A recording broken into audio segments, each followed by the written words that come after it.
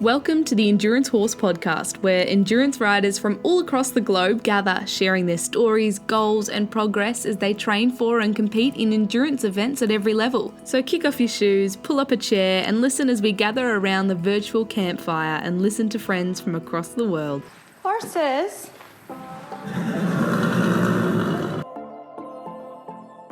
Welcome back to another episode of Endurance Horse Podcast. Today, we're going to hear from David Silver, the founder of Detroit Horsepower, a nonprofit bringing the life-changing power of horses to urban youth in Detroit. David's mission is to provide children with opportunities to develop confidence, perseverance, and leadership through horsemanship, proving that horses can have an impact far beyond the trails. Get ready for an inspiring conversation to hear about how horses are making a difference in places you might never expect. Hey, it's David. Hey, David. It's Chris Hike from Endurance Horse Podcast, and I am just getting things set up on this side for recording, and it looks like it's working. So it's always a plus.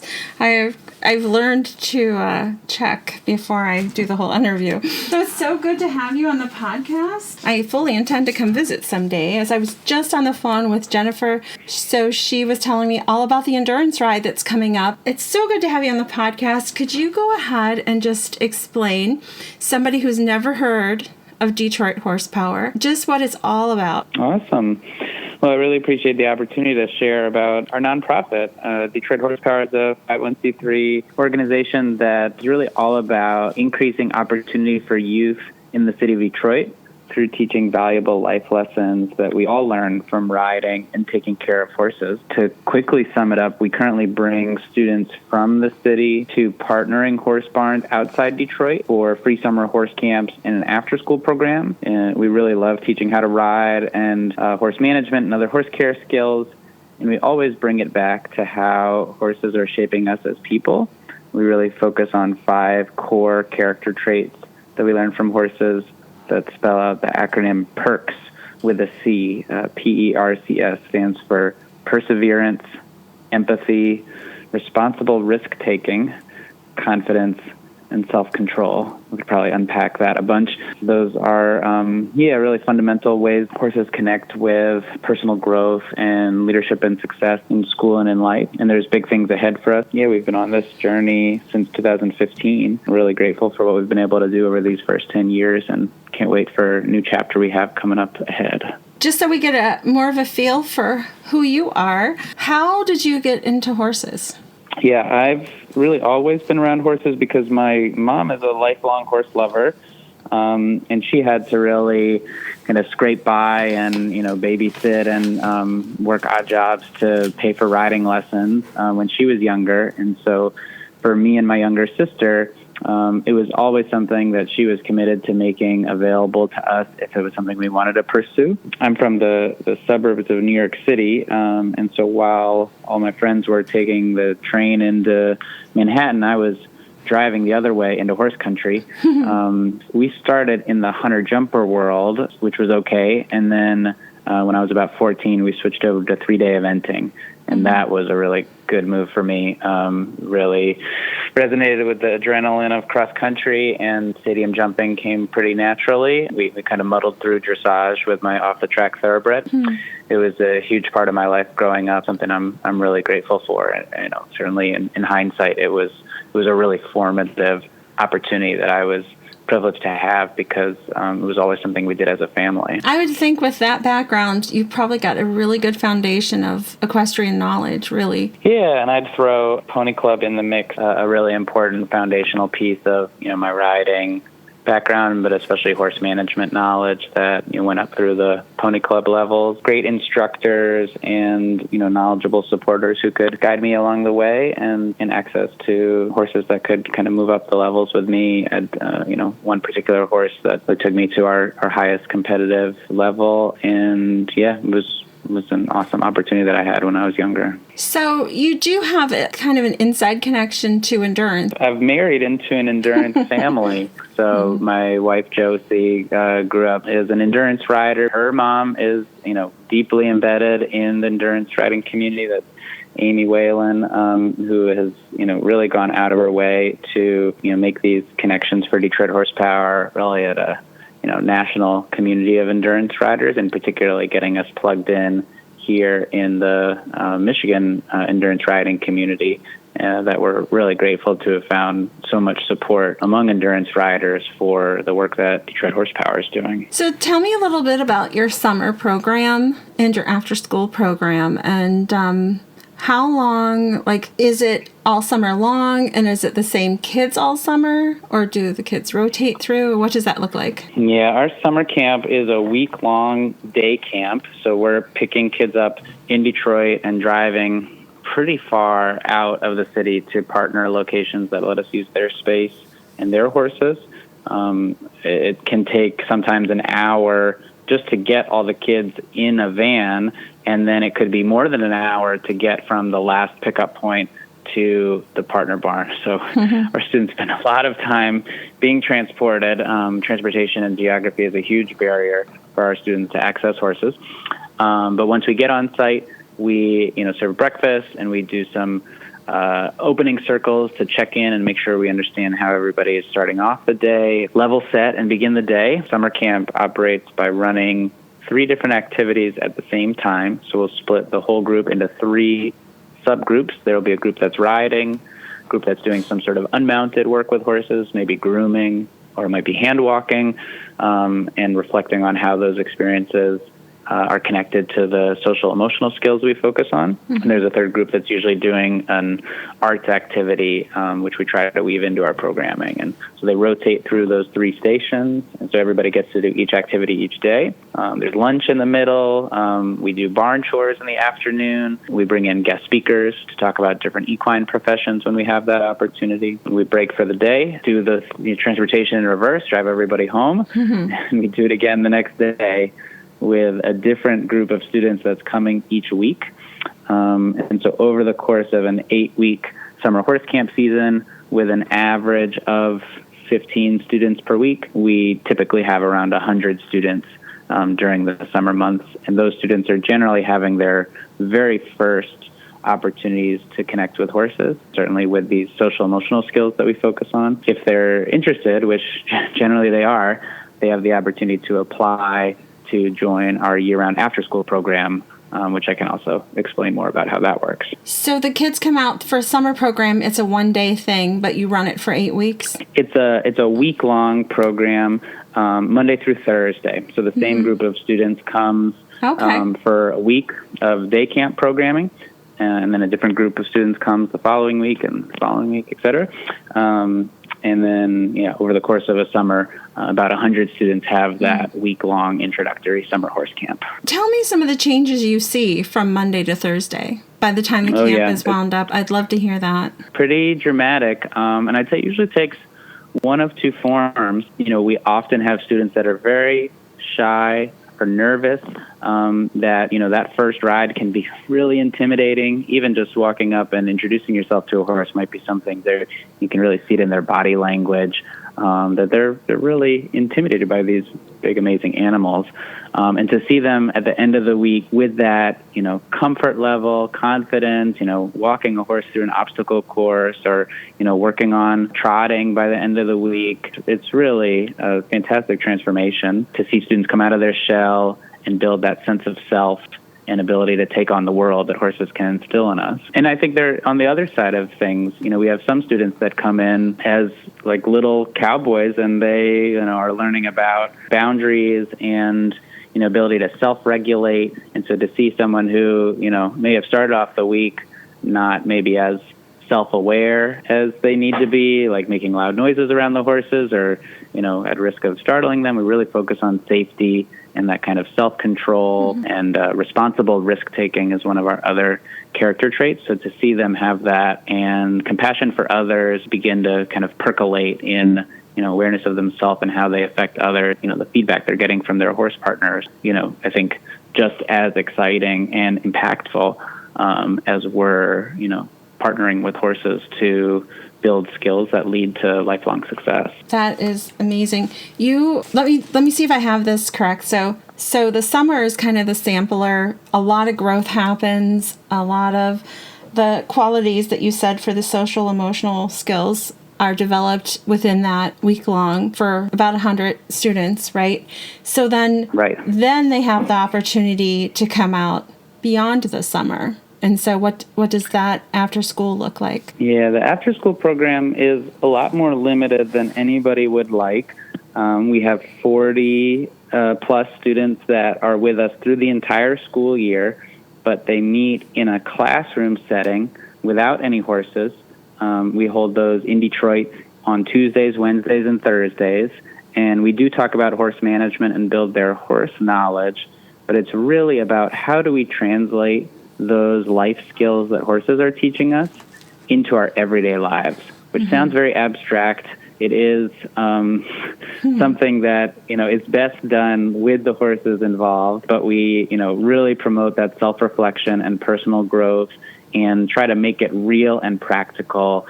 How can the self-confidence we feel in the saddle translate into being willing to raise your hand and ask questions when you're not sure of, a new subject in math, or how can the empathy we develop for our horse partners lead to nonviolent conflict resolutions when something difficult is going on with your peers. That's ultimately what our after-school program is kind of digging into, which is a long-term growth journey that we're on with our students. And ideally, they stay with us year after year through their graduation from high school, do have really strong retention, and they keep the learning going on the weekends. We keep traveling to partner barns outside the city.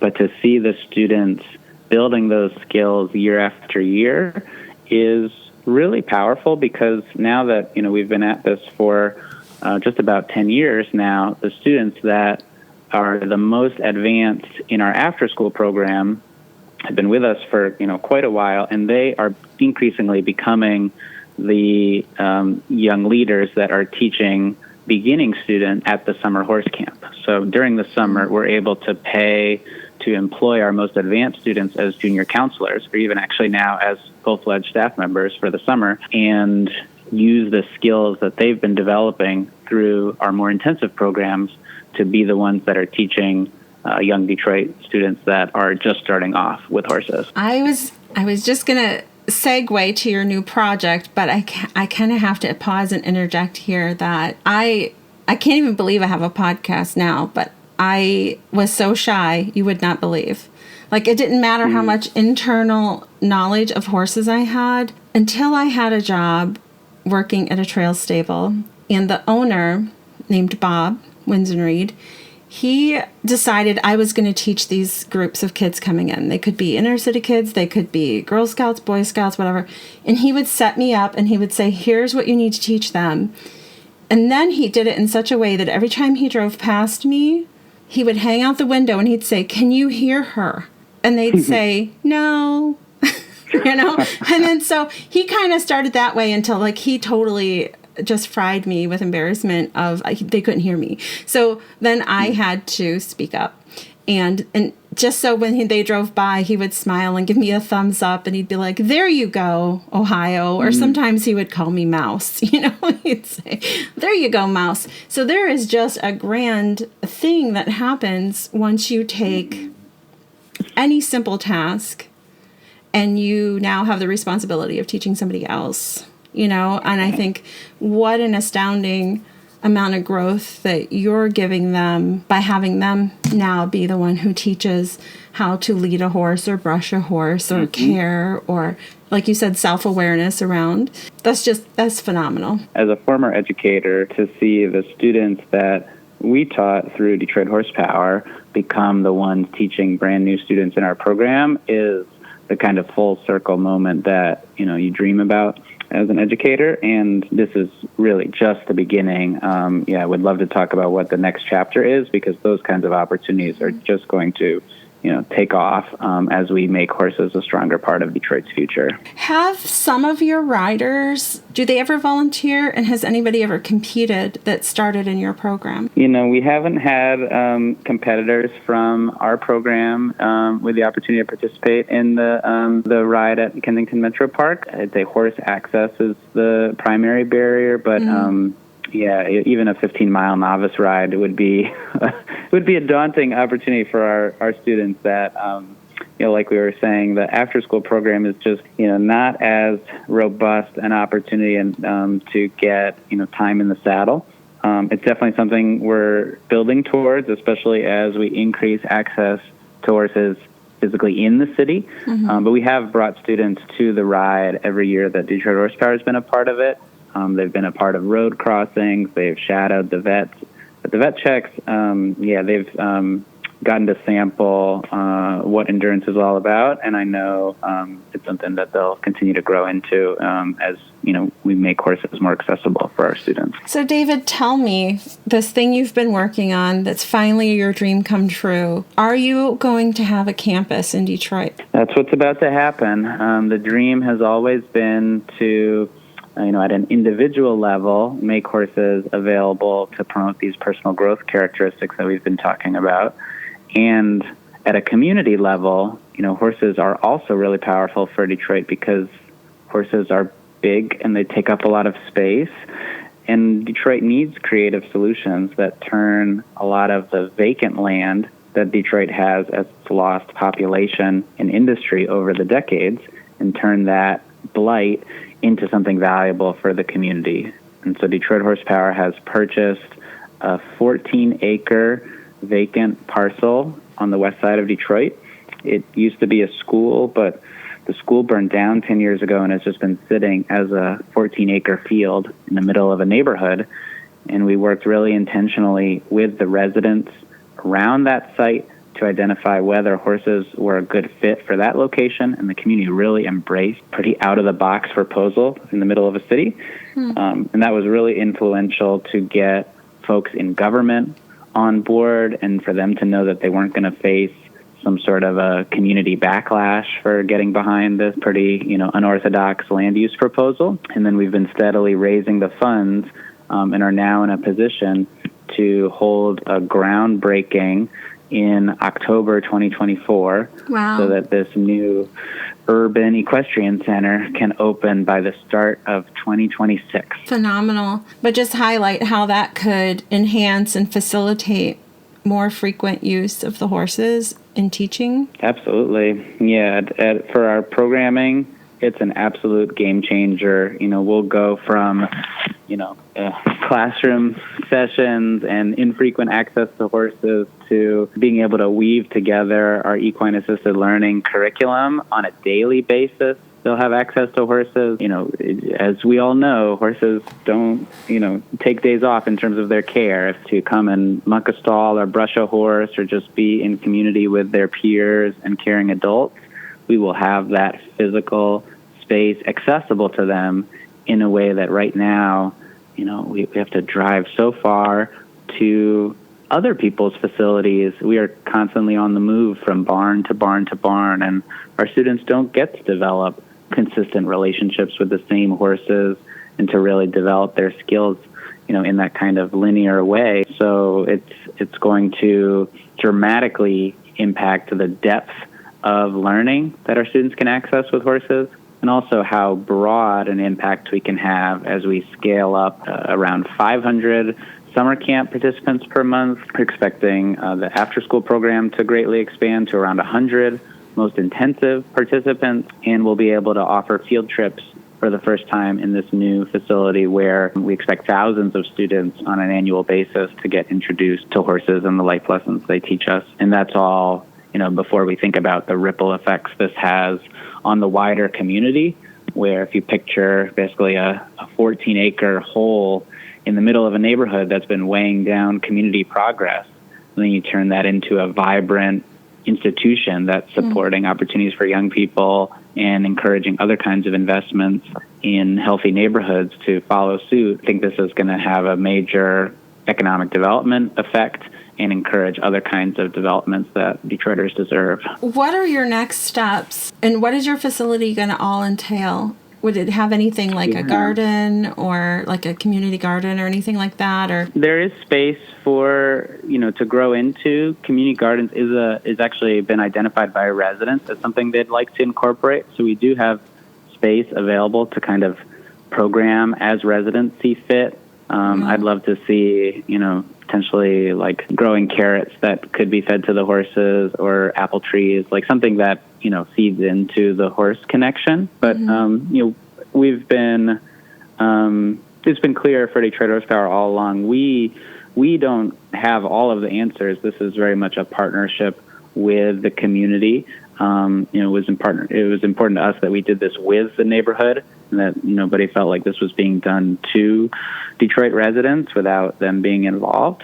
So I do expect residents to be involved in maintaining some sort of community gardening footprint. What we are prepared for is we're building stables for a maximum of 17 horses that will be living on the property. We'll have an indoor and outdoor riding spaces so that our students can have, great places to ride and be with horses, all year round, especially here in Michigan where it gets quite cold in the wintertime. And then a big part of the space we're building is classrooms for our youth programs and community space that's available for block club meetings and other kinds of neighborhood events. We've had interest in art installations and other kinds of pop-up opportunities to, put a spotlight on other important initiatives in our city. So we really want to, create this platform that is centered on horses and their well-being and care and the programming they can facilitate for youth.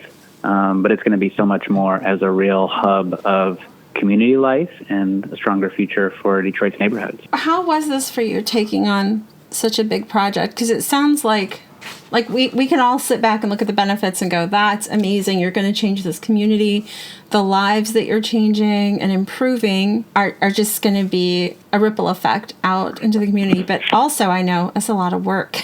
And do you have horses already for your program, or are you going to, and when it's built, be buying horses? A surprising number of offers over the years to Detroit Horsepower, because as a nonprofit, folks are eligible for a tax write-off for the value of horses that are donated to our 501c3. To this point, we've just had a blanket not yet, because we haven't been in a position to accept horses of our own that could belong to Detroit Horsepower. But that's about to change. I'd say, 2025 is going to be a key chance for us to really get the word out and to, have a protocol in place to screen for horses that are the right temperament and, age and physical condition, that they could be incredible partners for the growing number of youth in our program. Yeah, we can't wait to fill out our herd, give them a great quality of life in the city. You're breaking ground in October, and then you expect it to be completed when? By the start of 2026. I'd say, early in that next year, we'll be able to have that grand opening, ribbon cutting, and to, move in and scale up these youth programs that we offer. Don't you also have another major fundraiser, like a gala, that maybe people could participate? Yeah, we do have an annual gala. It's been in May each of the last several years. It was an amazing event. This past May, we were at Ford Field, where the Detroit Lions play, a great space that hosted 300 guests with amazing sponsors and a pretty fantastic silent auction that businesses and individuals contributed items to. So whether, folks are in the Detroit area and might be able to join us in May of 2025, or they have a business that might be a sponsor or an in-kind donor to our silent auction, those kinds of partnerships go a really long way to raising the funds and building the supportive community that allows us to offer these free nonprofit programs to Detroit's youth, just like the fundraiser that we are able to do, this benefit ride at Kensington, where all proceeds from this incredible endurance event since 2020, all the proceeds have gone to Detroit Horsepower, and we're so lucky to have a community that's embraced our mission and made this work possible. Real quick, as we wrap up, I just wanted to go back over what you talked about at the beginning, which was your 5 social emotional skills. Because if you could just say something a little bit about each one of them, because I think every one of those applies to every horse rider, and also especially to, an endurance rider. Yeah, would love that. And, having had great experiences with horses growing up, but never having a framework or language to put into words how horses were shaping me as a person.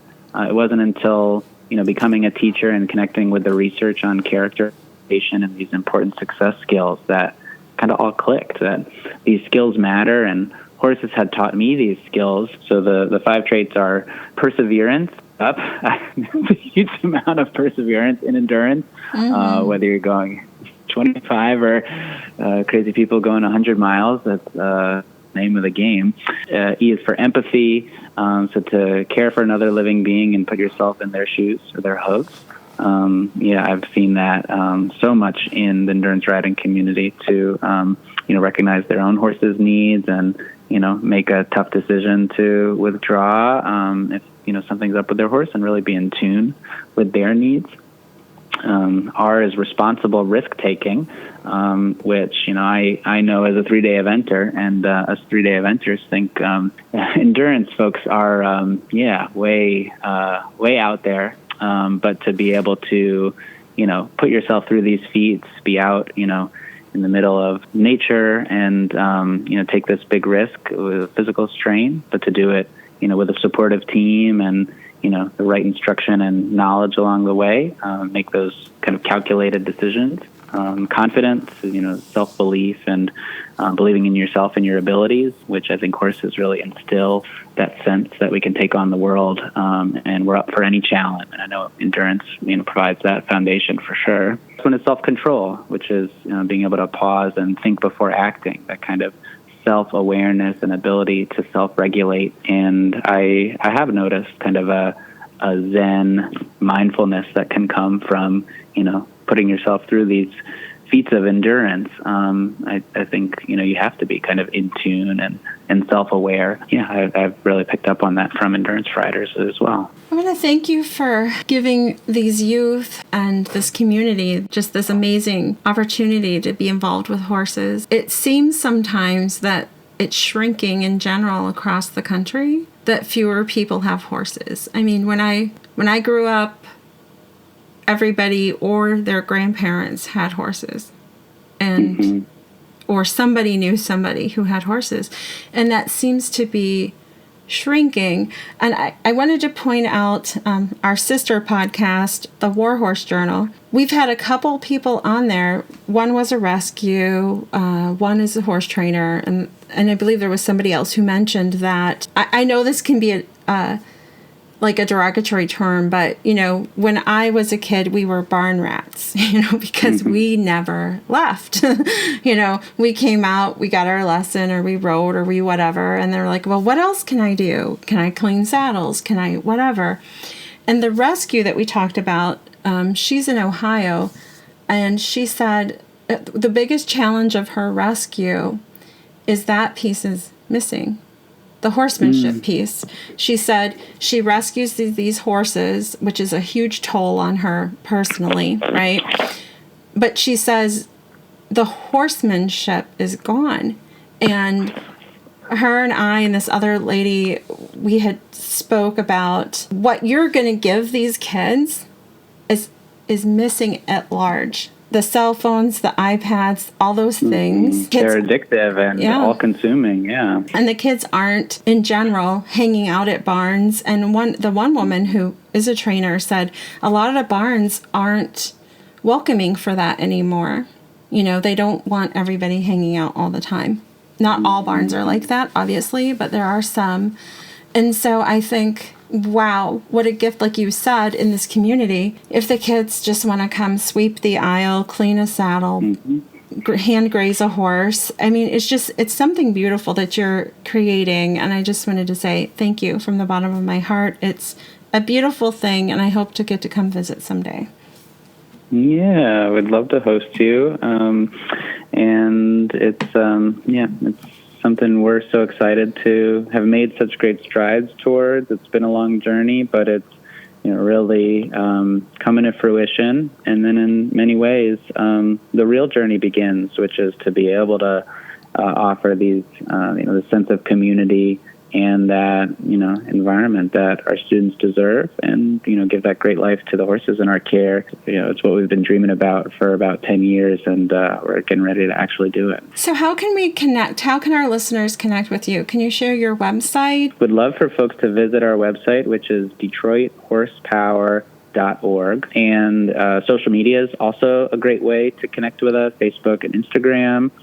There will be content that we'll be posting from the Kensington Endurance Ride. And we do also, we have an events page that right now is the landing page for folks that have been signing up for the event. I'll put a shout out. This is going to be the highest attended event since we've been involved. We've definitely got more than 80 riders pre-registered and folks that we know are coming and will register on site. So really glad to see this as a growing event with a larger and larger community that wants to be a part of it. And if folks, want to get the latest updates from Detroit Horsepower, definitely would say to like us on Facebook and Instagram. And there is an email newsletter that we send out on pretty much a monthly basis. You can find on the contact page of our website, DetroitHorsepower.org. Fabulous. I wish you guys the best. It's been great talking to you. Is there a way on your website they can just go and donate? Yeah, there is a donate button on the website, DetroitHorsepower.org. Those go along even to sponsor the experience of students at summer horse camp. There's a button for that. Yeah, would love to keep in touch, and that kind of support goes a really long way to providing these opportunities for Detroit's youth. Thank you, David. It's been so fun talking to you. Thank you so much for having me.